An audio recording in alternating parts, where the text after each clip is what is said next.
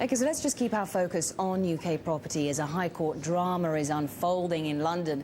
The developers of an exclusive site in the city are blaming the heir to the throne of England, Prince Charles, for the collapse of a high-profile planning application.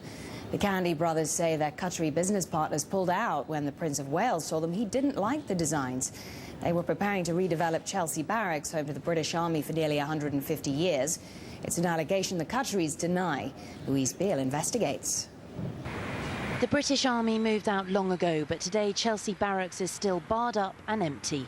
The site was expecting a makeover on a grand scale costing around £3 billion. And this is what it would have looked like. Designed by architect Richard Rogers, these drawings on his firm's website show the plans for hundreds of steel and glass, luxury flats and shops. Affordable housing, a hotel and sports centre were also on the agenda. These barracks were due to be transformed, but in June last year, the planning application was dropped.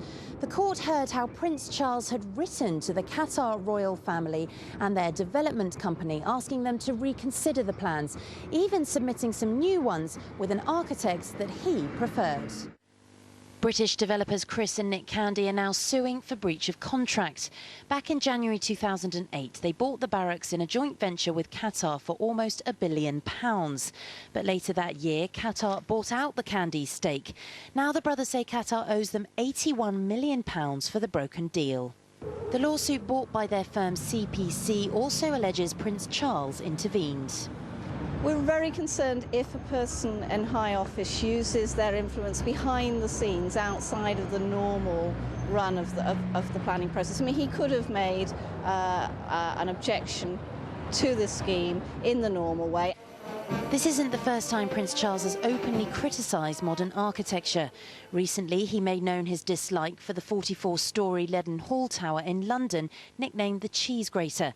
But some say in the case of the barracks, the Prince of Wales was only saying what residents in Chelsea are thinking. He's a free man. He is allowed to comment. There may be people resent the fact that he's a friend of the Emir of Qatar and he can just pick up the telephone or write a letter.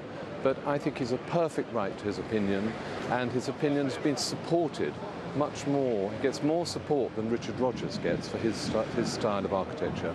The Prince of Wales has declined to comment on the case. Christian Candy is currently giving evidence.